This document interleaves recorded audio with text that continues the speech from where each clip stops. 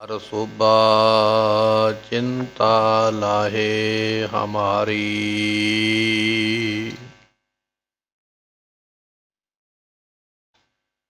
अवर ना सूझै दूजी ठाहर, हार परयो तो द्वारी। लिखा छोड़ अलिख छूटै,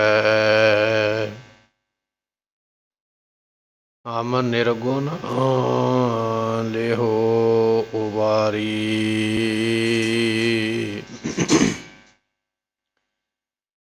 साध बख्शिंद सदा मेहरबाना, सबना दे आधारी।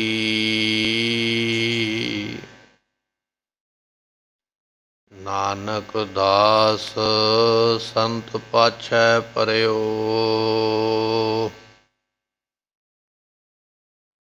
राख लेहो एह बारी। नानक दास संत पाछै परयो, राख लेहो एह बारी। सुको टल गुर सेवियै, ऐनस सहज सुभाय। दर्शन परसियै गुरु कै, जन्म मरण दुख जाय। होवै सिफत खसामदी, नूर अरसों कुरसों चटियै। तुध डिठे सच्चे पातशाह, माल जन्म जन्म दी कटियै। तुध डिठे सच्चे पातशाह, माल जन्म जन्म दी कटियै। सतनाम श्री वाहिगुरु साहिब जीओ। मंगर माहे सोहंदिया, हर पिर संग बैठड़िया। तिनकी शोभा क्या गणी, जे साहिब मेलड़िया। मंगर माहे सोहंदिया, हर पिर संग बैठड़िया। तिनकी शोभा क्या गणी, जे साहिब मेलड़िया। तन मन मौलिया राम स्यो, संग साध सहेलड़िया। साध जना ते बहारी, से रहन अकेलड़िया। तिन दुख ना कबहू उतरै, से जम का वस पड़िया। जिनी रावया प्रभ अपना, से दिसन नित खड़िया। रत्न जवेहर लाल हर, कंठ तिना जड़िया। नानक बाछै धूड़ तिन, प्रभ सरणी दर पड़िया। मंगर प्रभ आराधना, बहुड़ ना जन्मड़िया। नानक बाछे धूड़ तिन, प्रभ सरणी दर पड़िया। मंगर प्रभ आराधना, बौड़ ना जन्मड़िया। वाहिगुरु जी का खालसा, वाहिगुरु जी की फतेह। वालिए कुल आलम,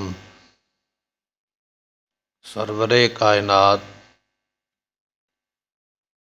अतत पावन किरपा निधान गरीब नवाज गुरु ग्रंथ साहिब पातशाह जियां ने ਮਹਾਨ ਸਤਸੰਗਤ ਦੇ ਇਸ ਸੁਭਾਗ ਸਮੇਂ ਬਖਸ਼ਿਸ਼ ਕਰਦਿਆਂ ਹੋਇਆ ਅੱਜ ਸਾਨੂੰ ਮੱਘਰ ਮਹੀਨੇ ਦੀ ਜੋ ਸੰਗਰਾਂਦ ਦਾ ਇਹ ਜੋ ਦਿਹਾੜਾ ਹੈ ਇਹ ਪ੍ਰਾਪਤ ਹੋਇਆ। ਮਹਾਰਾਜ ਸਾਹਿਬ ਜੀਆਂ ਨੇ ਰਹਿਮਤ ਕੀਤੀ ਹੈ ਸਤਸੰਗਤ ਦੇ ਅੰਦਰ ਸੋਹਣੇ ਸੁੰਦਰ ਦੀਵਾਨ ਅੰਮ੍ਰਿਤ ਵੇਲੇ ਤੋਂ ਸਤਿਗੁਰਾਂ ਦੀ ਹਜ਼ੂਰੀ ਵਿੱਚ ਸਜੇ ਹੋਏ। ਅੰਮ੍ਰਿਤ ਵੇਲੇ ਸਤਿਗੁਰੂ ਜੀਆਂ ਨੇ ਪ੍ਰਕਾਸ਼ਮਾਨ ਹੋ ਕਰਕੇ ਦਰਸ਼ਨ ਦਿਦਾਰੇ ਬਖਸ਼ਿਸ਼ ਕੀਤੇ ਉਪਰੰਤ ਗੁਰਬਾਣੀ ਦੇ ਨਿਤਨੇਮ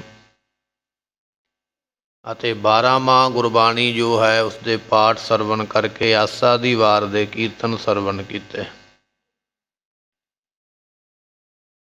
ਇਸ ਵੇਲੇ ਆਪਾਂ ਗੁਰਬਾਣੀ ਦੀ ਕਥਾ ਵਿਚਾਰ ਜੋ ਹੈ ਉਹ ਹਰ ਰੋਜ਼ ਅੰਮ੍ਰਿਤ ਵੇਲੇ ਸਰਵਣ ਕਰਦੇ ਹਾਂ। ਲੜੀਵਾਰ ਕਥਾ ਦੇ ਅੰਦਰ ਆਪਾਂ 669 ਅੰਗ ਦੇ ਉੱਪਰ ਜੋ ਵਿਚਾਰ ਹੈ ਧਨਾਸਰੀ ਰਾਗ ਦੀ ਗੁਰੂ ਰਾਮਦਾਸ ਪਾਤਸ਼ਾਹ ਦੇ ਜੋ ਸ਼ਬਦ ਹਨ ਉਪਦੇਸ਼ ਦੇ ਰੂਪ ਦੇ ਵਿੱਚ ਆਪਾਂ ਸਰਵਣ ਕਰ ਰਹੇ ਹਾਂ। ਪਰ ਅੱਜ ਸੰਗਰਾਂਦ ਦਾ ਦਿਹਾੜਾ ਹੋਣ ਕਰਕੇ ਅੱਜ ਆਪਾਂ 12ਵਾਂ ਮਹੀਨੇ ਦੀ ਜੋ ਕਥਾ ਹੈ ਉਹ ਸਰਵਣ ਕਰਾਂਗੇ ਜੋ ਸਤਿਗੁਰੂ ਇੱਥੇ ਰਹਿਮਤ ਕਰ ਰਹੇ ਨੇ। ਆਓ ਕੁਝ ਸਮੇਂ ਵਾਸਤੇ ਆਪਣੇ ਮਨ ਦੇ ਧਿਆਨ ਨੂੰ ਟਿਕਾ ਲਈਏ, ਗੁਰੂ ਚਰਨਾਂ ਦੇ ਅੰਦਰ ਬੜੀ ਭਾਵਨਾ ਦੇ ਨਾਲ ਸਤਿਗੁਰਾਂ ਦੇ ਅੰਮ੍ਰਿਤ ਬਚਨ ਸਰਵਣ ਕਰੀਏ। ਮਿਲ ਕੇ ਆਖੀਏ ਸਤਿਨਾਮ ਸ੍ਰੀ ਵਾਹਿਗੁਰੂ ਸਾਹਿਬ ਜੀ। ਸਤਿਨਾਮ ਸ੍ਰੀ ਵਾਹਿਗੁਰੂ ਸਾਹਿਬ ਜੀਓ। ਮੰਗਰ ਮਾਹੇ ਸੁਹੰਦੀਆਂ। ਅੱਜ ਜੋ ਸਾਨੂੰ ਦਿਹਾੜਾ ਪ੍ਰਾਪਤ ਹੋ ਰਿਹਾ ਹੈ ਮੱਘਰ ਮਹੀਨੇ ਦੀ ਸੰਗਰਾਂਦ ਦਾ ਇਹ ਦਿਹਾੜਾ ਹੈ। ਧੰਨ ਗੁਰੂ ਅਰਜਨ ਦੇਵ ਮਹਾਰਾਜ ਸਾਹਿਬ ਜੀ ਇਸ ਬਾਣੀ ਨੂੰ ਰਚਨਹਾਰ ਨੇ।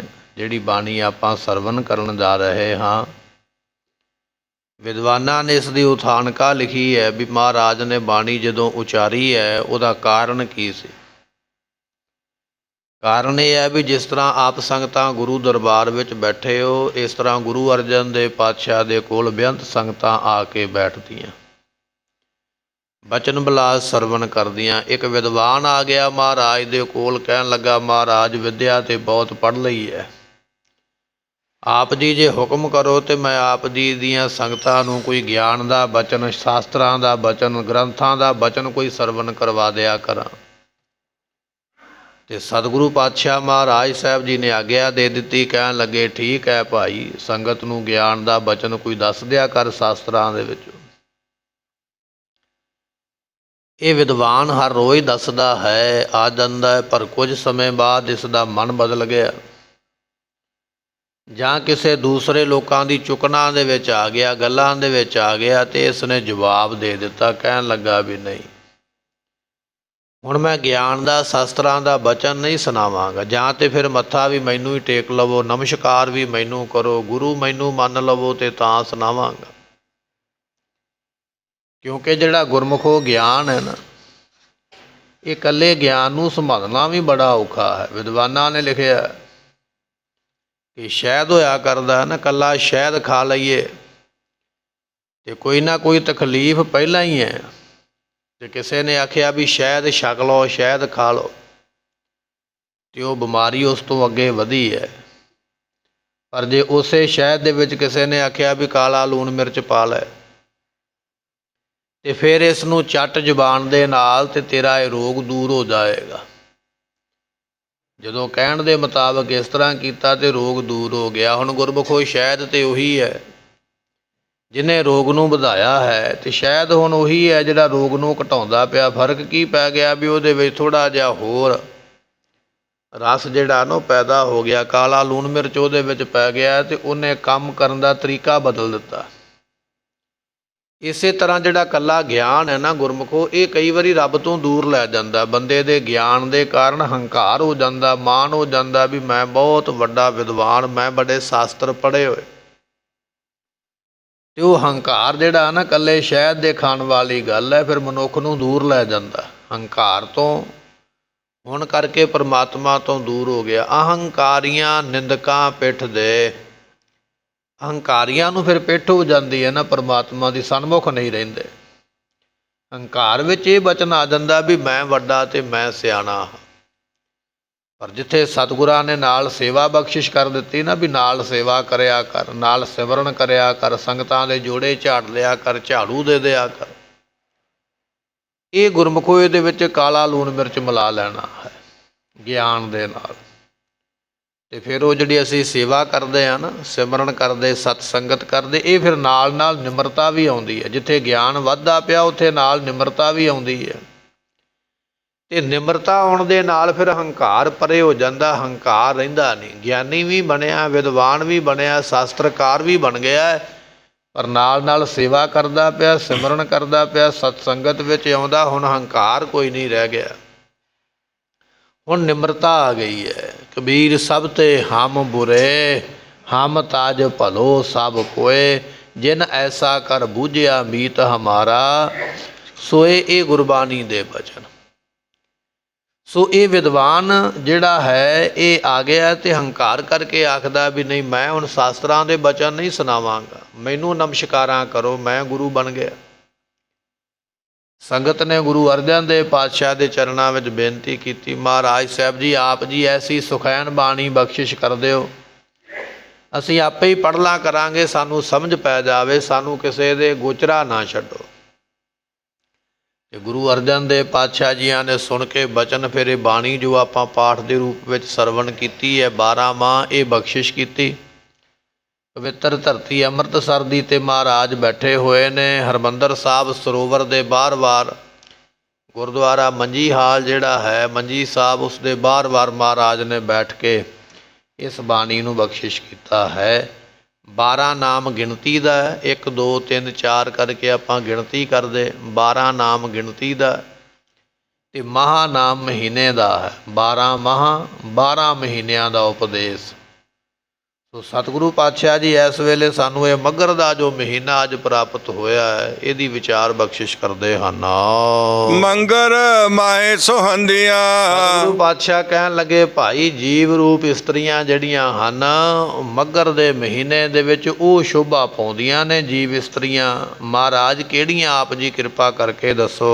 ਹਰ ਪਿਰ ਸੰਗ ਬੈਠੜੀਆਂ, ਜਿਹੜੀਆਂ ਪਤੀ ਪਰਮਾਤਮਾ ਦੇ ਸੰਗ ਵਿੱਚ ਬੈਠੀਆਂ ਹੋਈਆਂ, ਜਿਹੜੀਆਂ ਪਤੀ ਪਰਮਾਤਮਾ ਦੇ ਨਾਲ ਬੈਠੀਆਂ ਹੋਈਆਂ।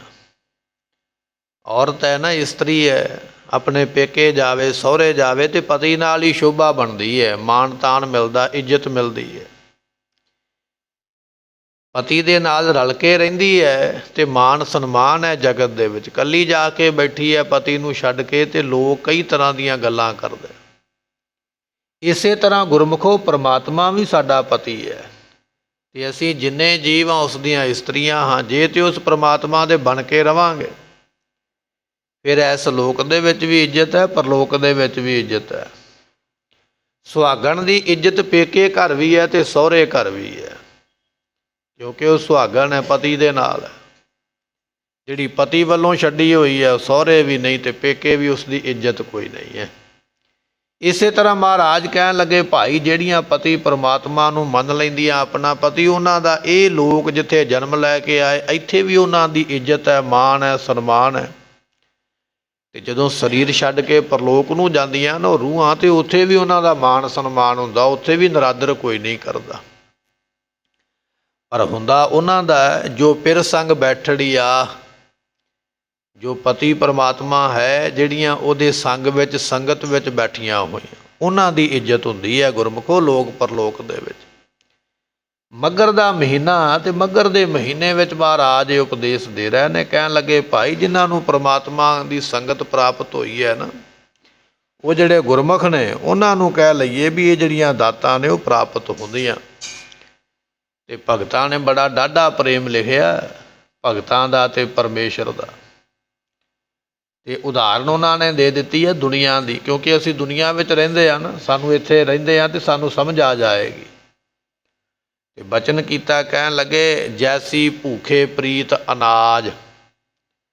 ਭੁੱਖਾ ਬੰਦਾ ਹੋਵੇ ਨਾ, ਭੁੱਖ ਲੱਗੀ ਹੋਵੇ, ਉਹਦੇ ਕੋਲ ਸੋਨਾ ਰੱਖ ਦਿਓ, ਚਾਂਦੀ ਰੱਖ ਦਿਓ, ਪਦਾਰਥ ਰੱਖ ਦਿਓ, ਜੋ ਮਰਜ਼ੀ ਰੱਖ ਦਿਓ, ਪਰ ਇੱਕ ਪਾਸੇ ਪ੍ਰਸ਼ਾਦਾ ਰੱਖ ਦਿੱਤਾ, ਭਾਵੇਂ ਸੁੱਕਾ ਹੀ ਰੱਖ ਦਿੱਤਾ ਹੈ, ਉਹ ਭੱਜ ਕੇ ਪ੍ਰਸ਼ਾਦੇ ਨੂੰ ਹੀ ਪਏਗਾ। ਪਤਾ ਵੀ ਪ੍ਰਸ਼ਾਦੇ ਨੇ, ਅੰਨ ਨੇ ਮੇਰੀ ਭੁੱਖ ਮਿਟਾਉਣੀ ਹੈ। ਜਿਹੜੀ ਪੇਟ ਦੇ ਅੰਦਰ ਭੁੱਖ ਲੱਗੀ ਹੋਈ ਨਾ, ਉਹ ਅੰਨ ਹੀ ਮਿਟਾ ਸਕਦਾ। ਭੁੱਖੇ ਬੰਦੇ ਦਾ ਸਭ ਤੋਂ ਵੱਡਾ ਪ੍ਰੇਮ ਅਨਾਜ ਦੇ ਨਾਲ ਹੈ, ਅਨਾਜ ਬਿਨਾਂ ਰਹਿ ਨਹੀਂ ਸਕਦਾ। ਆਪਣੇ ਵਾਸਤੇ ਔਰ ਆਪਣੇ ਪਰਿਵਾਰ ਵਾਸਤੇ, ਆਪਣੇ ਬੱਚਿਆਂ ਵਾਸਤੇ, ਉਹਨਾਂ ਦੀ ਭੁੱਖ ਮਿਟਾਉਣ ਵਾਸਤੇ ਉਹ ਯਤਨ ਜ਼ਰੂਰ ਕਰੇਗਾ, ਭਾਵੇਂ ਕੁਝ ਵੀ ਕਰਨਾ ਪਵੇ। ਇੱਕ ਰਾਜਾ ਬੈਠਾ ਹੋਇਆ ਨਾ ਤਖਤ 'ਤੇ, ਅਤੇ ਤਖਤ 'ਤੇ ਬੈਠੇ ਹੋਏ ਰਾਜੇ ਨੇ ਫਰਮਾਨ ਕੀਤਾ, ਕਹਿਣ ਲੱਗਾ ਕੋਈ ਹੈ ਮੈਨੂੰ ਜੋ ਖੁਦਾ ਦਾ ਪੈਗੰਬਰ ਦਾ ਕੋਈ ਦਰਸ਼ਨ ਕਰਵਾ ਦੇਵੇ। ਅਤੇ ਜਿੰਨੇ ਮੰਤਰੀ ਸੰਤਰੀ ਉੱਥੇ ਬੈਠੇ ਹੋਏ, ਜਿੰਨੇ ਉੱਥੇ ਵਿਦਵਾਨ ਬੈਠੇ ਹੋਏ, ਸਾਰੇ ਨੀਵੀਆਂ ਪਾ ਕੇ ਬੈਠ ਗਏ ਵੀ ਕਿਹੜਾ ਹੁਣ ਇਹਨੂੰ ਅੱਲਾ ਦੇ, ਖੁਦਾ ਦੇ, ਭਗਵਾਨ ਦੇ, ਪੈਗੰਬਰ ਦੇ ਦਰਸ਼ਨ ਕਰਵਾਵੇ। ਅਤੇ ਕਹਿਣ ਲੱਗੇ ਵੀ ਉੱਥੇ ਇੱਕ ਗਰੀਬ ਵਿਅਕਤੀ ਬੈਠਾ ਹੋਇਆ, ਮੰਗਤਾ ਵਿਚਾਰਾ, ਮੈਲੇ ਕੁਚੈਲੇ ਕੱਪੜੇ। ਉਸਨੇ ਉੱਠ ਕੇ ਆਖਿਆ, ਕਹਿਣ ਲੱਗਾ ਵੀ ਬਾਦਸ਼ਾਹ ਸਲਾਮਤ, ਮੈਂ ਕਰਵਾ ਸਕਦਾ, ਰੂਹਾਨੀ ਪੈਗੰਬਰ ਦੇ ਦਰਸ਼ਨ ਮੈਂ ਕਰਵਾਵਾਂਗਾ। ਬਾਦਸ਼ਾਹ ਨੇ ਕਿਹਾ ਵੀ ਜੇ ਤੂੰ ਕਰਵਾ ਸਕਦਾ ਤੇ ਫਿਰ ਕਰਵਾ, ਦੱਸ ਕਿਵੇਂ ਹੋਣਗੇ। ਕਹਿਣ ਲੱਗਾ ਵੀ ਇਸ ਤਰ੍ਹਾਂ ਤੇ ਨਹੀਂ ਹੋਣਗੇ, ਮੈਨੂੰ 6 ਮਹੀਨੇ ਦਾ ਟਾਈਮ ਚਾਹੀਦਾ, 6 ਮਹੀਨੇ ਮੈਨੂੰ ਸਮਾਂ ਦੇ। ਅਤੇ 6 ਮਹੀਨਿਆਂ ਦੇ ਵਿੱਚ ਮੈਂ ਕੀ ਕਰਾਂਗਾ, ਮੈਂ ਜਾਪ ਕਰਾਂਗਾ, ਮੰਤਰ ਪੜ੍ਹਾਂਗਾ, ਆਪਣੇ ਆਪ ਨੂੰ ਪਵਿੱਤਰ ਕਰਾਂਗਾ, ਅਤੇ ਖੁਦਾ ਪੈਗੰਬਰ ਨੂੰ, ਨਬੀ ਨੂੰ ਕਹਾਂਗਾ ਵੀ ਉਹ ਤੈਨੂੰ ਦਰਸ਼ਨ ਦੇਵੇ ਆ ਕੇ। ਪਰ ਉਹਦੇ ਵਾਸਤੇ ਤੈਨੂੰ 6 ਮਹੀਨੇ ਮੇਰੇ ਪਰਿਵਾਰ ਦੇ ਗੁਜ਼ਾਰੇ ਦਾ ਪ੍ਰਬੰਧ ਕਰਨਾ ਪੈਣਾ। ਅਤੇ ਰਾਜਾ ਮੰਨ ਗਿਆ ਬਚਨ, ਕਹਿਣ ਲੱਗਾ ਵੀ ਠੀਕ ਹੈ, 6 ਮਹੀਨੇ ਤੂੰ ਜਾ ਕੇ ਰੱਬ ਦੀ ਇਬਾਦਤ ਕਰ, ਅਤੇ ਮੈਂ 6 ਮਹੀਨੇ ਤੇਰੇ ਪਰਿਵਾਰ ਦੀ ਰੋਜੀ ਰੋਟੀ ਦਾ ਪ੍ਰਬੰਧ ਕਰਾਂਗਾ। ਜੈਸੀ ਭੂਖੇ ਪ੍ਰੀਤ ਅਨਾਜ। ਇਹ ਨਬੀ, ਇਹ ਜਿਹੜਾ ਵਿਚਾਰਾ ਗਰੀਬ ਮੰਗਤਾ ਨਾ, ਬਾਹਰ ਜਾ ਕੇ ਕਿਤੇ ਬੈਠਾ ਰਿਹਾ, ਰੱਬ ਰੱਬ ਕਰਦਾ ਰਿਹਾ। 6 ਮਹੀਨੇ ਬਤੀਤ ਹੋ ਗਏ ਅਤੇ ਰਾਜੇ ਨੇ ਬੁਲਾ ਲਿਆ, ਕਹਿਣ ਲੱਗਾ ਵੀ ਸਮਾਂ ਤੇਰਾ ਹੋ ਗਿਆ, ਆ ਜਿਹੜਾ ਤੂੰ ਬਚਨ ਕੀਤਾ ਸੀ ਨਾ, ਉਹ ਮੈਨੂੰ ਹੁਣ ਪੂਰਾ ਕਰਕੇ। ਇਸ ਗਰੀਬ ਵਿਅਕਤੀ ਨੇ ਆਖਿਆ, ਕਹਿਣ ਲੱਗਾ ਜੀ ਕੁਝ ਮੰਤਰ ਮੇਰੇ ਤੋਂ ਸਹੀ ਨਹੀਂ ਪੜ੍ਹੇ ਗਏ ਅਤੇ ਕੁਝ ਮੈਂ ਸਹੀ ਪੜ੍ਹੇ, ਇਸ ਕਰਕੇ ਮੈਂ ਆਪਣੇ ਕੰਮ ਵਿੱਚ ਕਾਮਯਾਬ ਨਹੀਂ ਹੋ ਸਕਿਆ। ਮੈਨੂੰ 6 ਮਹੀਨੇ ਦਾ ਸਮਾਂ ਹੋਰ ਚਾਹੀਦਾ। ਮੈਂ ਦੁਬਾਰਾ ਫਿਰ ਉਹਨਾਂ ਮੰਤਰਾਂ ਨੂੰ ਪੜ੍ਹਾਂਗਾ, ਦੁਬਾਰਾ ਫਿਰ ਉਸ ਰੱਬ ਨੂੰ ਯਾਦ ਕਰਾਂਗਾ, ਨਬੀ ਨੂੰ ਪ੍ਰਗਟ ਕਰ ਹੀ ਲਵਾਂਗਾ। ਉਸੇ ਤਰ੍ਹਾਂ ਪਹਿਲਾਂ ਵਾਂਗੂ ਹੀ 6 ਮਹੀਨੇ ਮੇਰੇ ਪਰਿਵਾਰ ਦਾ ਤੂੰ ਪ੍ਰਬੰਧ ਕਰ, ਰੋਜੀ ਰੋਟੀ ਦਾ, ਖਾਣ ਪੀਣ ਦਾ, ਰਹਿਣ ਸਹਿਣ ਦਾ। ਰਾਜੇ ਨੇ ਦੂਜੀ ਵਾਰੀ ਫਿਰ ਮੌਕਾ ਦਿੱਤਾ ਵੀ ਜੇ ਇਹ ਕਹਿੰਦਾ ਤੇ ਕਰਵਾਵੇਗਾ। 6 ਮਹੀਨੇ ਫਿਰ ਇਸੇ ਤਰ੍ਹਾਂ ਲੰਘ ਗਏ। 6 ਮਹੀਨਿਆਂ ਬਾਅਦ ਫਿਰ ਬੁਲਾਇਆ, ਪੁੱਛਿਆ ਵੀ ਹਾਂ ਕਰਵਾ ਦਰਸ਼ਨ, ਕੁਝ ਪ੍ਰਾਪਤੀ ਹੋਈ ਹੈ। ਉਸ ਗਰੀਬ ਵਿਅਕਤੀ ਨੇ ਸੱਚ ਹੀ ਦੱਸ ਦਿੱਤਾ। ਕਹਿਣ ਲੱਗਾ ਵੀ ਬਾਦਸ਼ਾਹ ਸਲਾਮਤ, ਮੈਂ ਤੇ ਇੱਕ ਗਰੀਬ ਮਜ਼ਦੂਰ ਆਦਮੀ ਹਾਂ, ਤੇ ਕਈ ਦਿਨਾਂ ਤੋਂ ਦਿਹਾੜੀ ਨਹੀਂ ਲੱਗੀ, ਕੰਮ ਨਹੀਂ ਮਿਲਿਆ, ਤੇ ਮੈਂ ਤੇ ਆਪ ਭੁੱਖਾ ਸੀ ਤੇ ਮੇਰਾ ਪਰਿਵਾਰ ਵੀ ਭੁੱਖਾ ਸੀ, ਤੇ ਮੇਰੇ ਕੋਲ ਹੋਰ ਕੋਈ ਸਾਧਨ ਨਹੀਂ ਸੀ ਕਮਾਈ ਦਾ, ਤੇ ਮੈਂ ਤੇ ਤੈਨੂੰ ਤਾਂ ਕਹਿ ਦਿੱਤਾ ਵੀ ਮੇਰੇ ਤੇ ਮੇਰੇ ਪਰਿਵਾਰ ਦੇ ਭੋਜਨ ਦਾ ਪ੍ਰਬੰਧ ਕਰ, ਤੇ ਮੈਂ ਤੈਨੂੰ ਦਰਸ਼ਨ ਕਰਵਾਉਂਦਾ। ਤੇ ਮੈਂ ਤੈਨੂੰ ਦਰਸ਼ਨ ਕਿੱਥੋਂ ਕਰਵਾ ਲੈਣੇ ਸਨ, ਮੈਂ ਤੇ ਆਪ ਰੋਟੀ ਦਾ ਭੁੱਖਾ, ਤੇ ਰੋਟੀ ਦੇ ਲਾਲਚ ਵਾਸਤੇ ਮੈਂ 6 ਮਹੀਨੇ ਤੇ ਦੁਬਾਰਾ 6 ਮਹੀਨੇ ਦਾ ਫਿਰ ਟਾਈਮ ਲੈ ਲਿਆ।